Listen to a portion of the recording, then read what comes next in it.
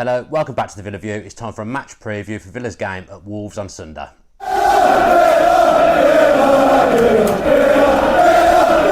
Right, Max, good to have you on again. Good to get you on a proper channel. How are you? I'm alright, mate. How are you? It feels a bit weird to be on. Yeah, no, I haven't been. I think the last time we were just saying the last time you came on, we beat Birmingham 1-0 at St Andrews, so we definitely take that.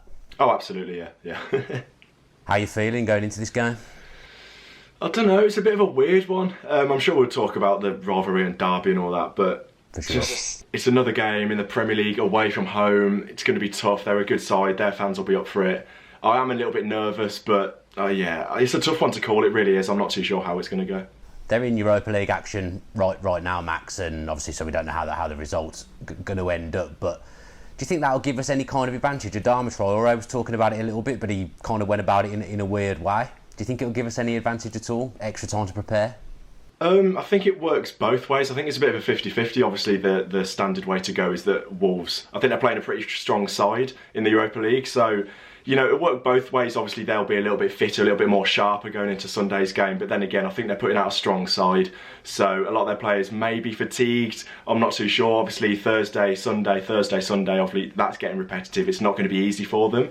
They don't have the biggest squad either. I've noticed that. And putting out a strong side in the Europa League isn't going to make the Premier League's games easy. But it's a tough one. Like I said, they'll be much sharper going into the game. But giving us more time to prepare for this game in particular rather than looking at the Europa League game, it's going to be tough. But we'll see. I was starting to think it was a good thing, but then I remembered that they played in the Europa League and then went to the Etihad and beat Man City 2-0, which is no mean feat. So, like you say, I think it can work both ways. We spoke a little bit, well, we touched on him just then, Adama Traore and his comments, but talking about him as a footballer, although we never really saw the best of him at Villa, he was very, very raw. He does kind of seem like he's got it together a little bit now, and in that Man City game, it was obviously him that scored the 2 goals. Last time he played against Villa, I think it would have been the playoffs. Middlesbrough got absolutely pocketed, didn't he, by Alan Hutton? But it's fair to say he's come on since then. Yeah, absolutely. It's a bit of a tough one. I think when he came in, it was a horrendous Villa side. I think everyone would say that. But you could see the sort of potential was there. He got the ball and he just ran and ran and ran. But the end product, as everyone always says, was crap. He went to Borough, didn't have the best time. Since he's gone to Wolves, I think Nuno's done very well with him. Still, by any accounts, I don't think he's fully there yet. He's still very young. Watching the Europa League games in the past, he has got better since his time with Villa. He runs and runs, it's just the end product. He's getting a little bit better, it's just still not there yet, but defensively his game as well, I think Nuno said that's come on leaps and bounds as well. So as a player, as a complete player, I think he's getting a little bit better, but like I said, I don't think he's fully there yet, but he's a completely different player to the one we saw at Villa, so we've got to be wary of him 100%. Because I'd have never, ever, when he was at Villa, said, oh yeah, that guy's going to go on and be able to play winging back. Because I would have just said, he hasn't got the nous, he can't do it going both ways. But like you say, like Dean Smith does with players, Nuno's improved him, and he's improved a fair few of their players. And their midfield as well. I don't think Neves has had the best start to the season from what I hear, but Moutinho's a class act. Oh, he is, yeah. I think that they've got a lot of quality all over the park. Like you said, I think a lot of people have made the comparison between who's better, Grealish or Neves, but I think they're completely different players. I think Neves is more defensive, obviously. Moutinho is just, he's played Champions League football with Monaco in the past. He's a very good player. You know, he's got that sort of flair about him. He can ping a pass. It's just the sort of flair players that, you know, make Wolves a really good side and what took them to 7th last season. Neves and Moutinho in the midfield as well. Going forward, they're a class act as well. They've got a lot of quality, and I think we really do need to be wary of that. Obviously, our real bit of quality is Jack Grealish, but at the time of filming, we're not sure whether he's going to play. How do you see that? I don't know, because I would have thought if he was fit, he would have been in the England squad. Obviously, there was a lot of talk about that on Twitter. Not really too happy, but it kind of works in Villa's favour as well, because he will focus on Villa 100% now. Will be with Dean Smith in training during the international break, hopefully. I don't know if he's fit. Obviously, by the time people are watching this, they'll probably know whether he's available or not. It's a tough one, I think. Dean Smith at the start of the week said that he'd be back towards the end of this week, so about now. So it's going to be tough. I think we didn't really miss him too much in the Liverpool game, because I don't think that's the sort of game that he would have really had a massive impact on. Obviously, we had like 25% of the ball or something like that. So that isn't the sort of game that Grealish is going to thrive in. You know, I think the games that he's going to do well in is the game where we have the ball. He's able to have a really big impact on the game. And I think that'll be the Wolves game. I think we'll be on the front foot for a lot of the game, hopefully. So I think this is a game he can thrive in. It's just a case of, is he fit? Because I really think he can make an impact if he is fit. It's kind of the mixed messages, isn't it? Because the club kind of implied last week that he was back in training the day before the Liverpool game, and then the next week you hear, he's back in training towards the end of the week. So it's that kind of, I get why there has to be an element of smoke and mirrors around injuries, especially to someone as classy as Jack Grealish for the big games. But the mixed messages, it worries me a little bit, because I can't remember, but when he picked up that injury, the big injury last season, was it the kind of same thing around that? I was actually thinking messages? That they backed off a lot. They said, he'll be back this week, he'll be back next month, and then they just delayed it, and it turned out to be 4 months.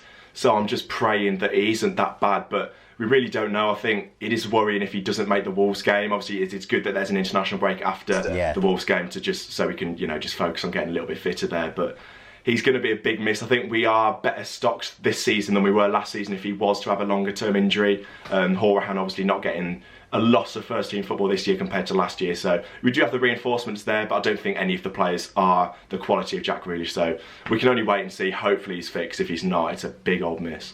Yeah, I've tried to find out what's going on, but his brother's gone completely AWOL, so I've not managed to get any information at all. I think you just touched on another interesting point a little bit in terms of you think Villa will have most of the ball. I think I agree with you on that, because I think Wolves, they're quite tight defensively. They obviously play their three at the back. They're very good at the formation they play. They know what they're doing. They vary it with whether they play 3 central midfielders and 2 up front, or 2 central midfielders, 1 up front and 2 wide. So they do vary it a bit, but that back three is generally quite solid and hard to break down, and they make themselves hard to break down. They want to hit us on the break, don't they? That'll be their game plan. Yeah, absolutely. I think it would be a tough one to see what the sort of possession stats are. I think Wolves, I've seen the stats. Villa this season, I think, in terms of just first half, I know we keep touching on it, it doesn't actually mean a fat lot, but it is actually quite interesting. Villa would be top of the league if only first halves counted, which is mental, and Wolves would be bottom.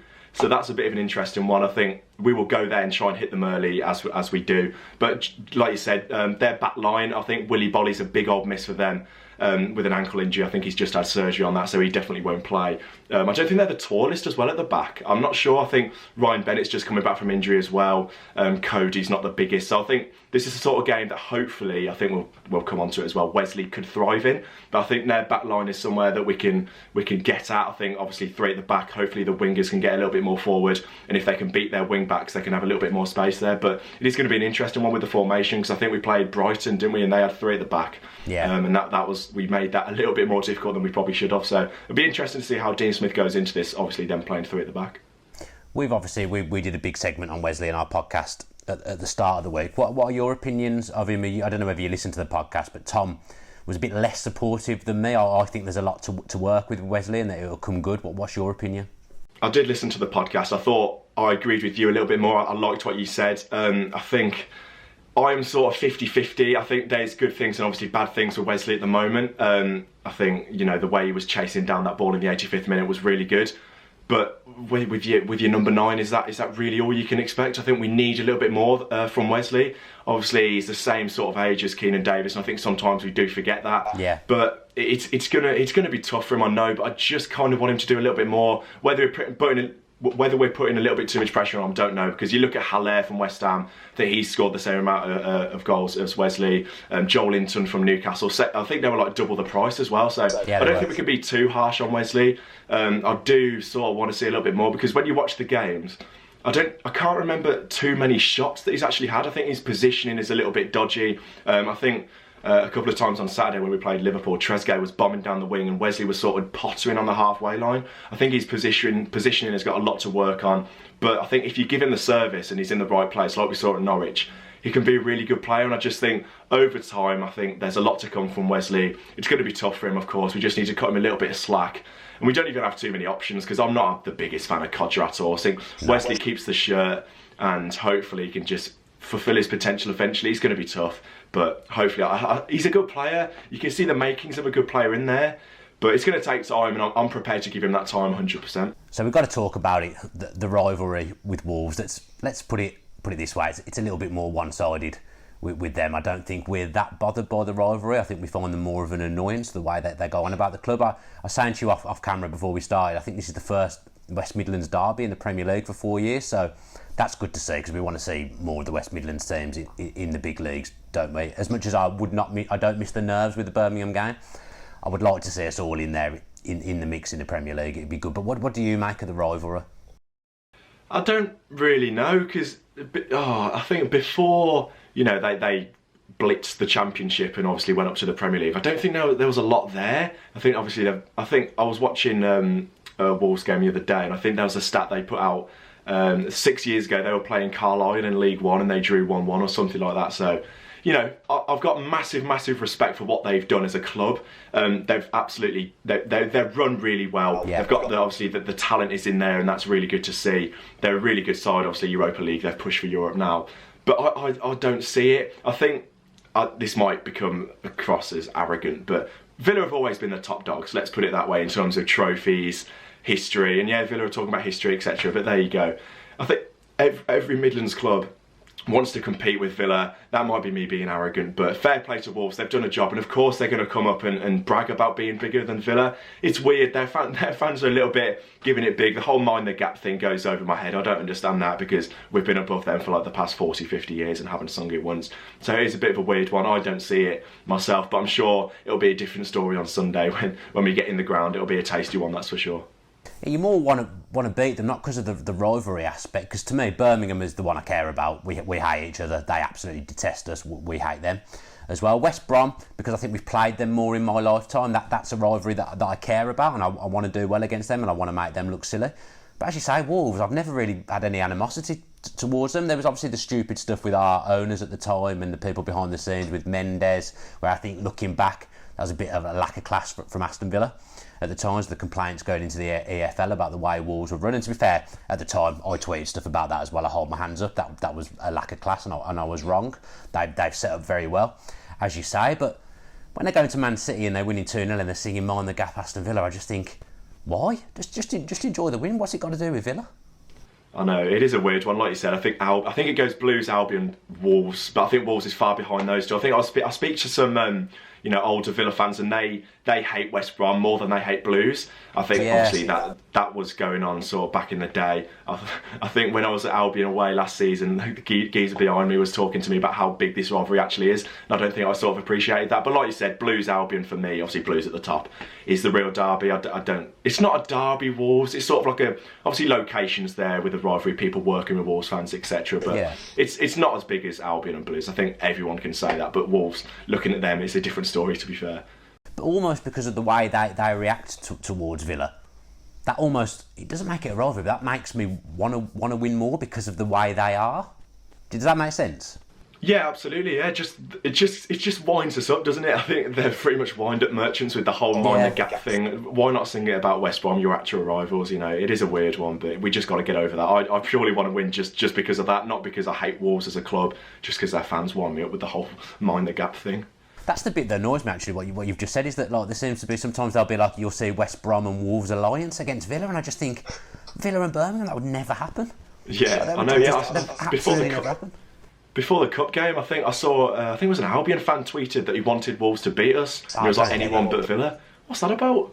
Yeah, that's weird. I mean, as I say, I'm not knocking them as a club, because they've done very, very well, and if we were to do what they did last season, this season, I'd be absolutely delighted, because you can't knock that 7th in your first season back's an incredible achievement. And I think Nuno gets the club. I think they've got some good players. They've got a good recruitment policy now, that they seem to be able to pull players from the continent that are big players, to be fair, good players who are hot prospects, and fair play to them the way it's worked. But for me, we're Aston Villa, will always be bigger than them. Come back to me in 10 years' time if you've consistently finished ahead of us and won something, then you might have a leg to stand on. But at the moment, just because you finish ahead of us twice and you're in the Europa League, I'm not having that. Yeah, that's probably. I agree with you there, mate. Fair enough. Good stuff. Go on then. Let's finish with a prediction, Max. Give me a prediction. Oh God, I think I've touched on it already. I think we'll be 1-0 up at half time. Standard. I think it seems to happen every single game this season. I think we'll go 1-0 up. We'll hit them fast. But I think it's going to be a draw. Wolves are the draw specialists. I think they've drawn 7 out of 11 games in the Premier League this season, which is ridiculous. So I think it'll be a draw. I'm going to say 2-2, Villa to take the lead and Wolves to get a last-minute goal, unfortunately. That's just how I see it. I think the same as you, in terms of, I think we'll be 1-0 up at half-time, because we do start games well. It's statistically proven, and you can visibly see it with your eyes as well, that we start like a train at times in the first half. But I think 70, 80 minutes they'll equalise, and it'll be a 1-1, as you say. Wolves like a draw, so I'm going to go for 1-1. Villa goal scorer? I fancy Wesley. I do fancy Wesley in this game. I think he'll get one, and then standard McGinn will get the other one. Yeah, I'm going to go McGinn for the 1 goal in my prediction. So, cool. Thanks very much for coming on, Max. Really enjoyed talking to you, and obviously good luck on Sunday at the game. And if you are at the game on Sunday or not at the game, make sure you're checking out Max's vlog. I don't know when that'll come out, Max. You might be able to enlighten me. Sunday night, hopefully, if I can get back in time. So keep an eye for that one. Yeah, good stuff. Good stuff. All right then. Well, thanks very much, Max. All the best. Cheers for coming on. Nice one, up the Villa. If you enjoyed that video, why not watch another? Click the video choices on screen now to go and watch them in full. Be sure to subscribe to the channel by clicking our logo there on the left. Easy peasy.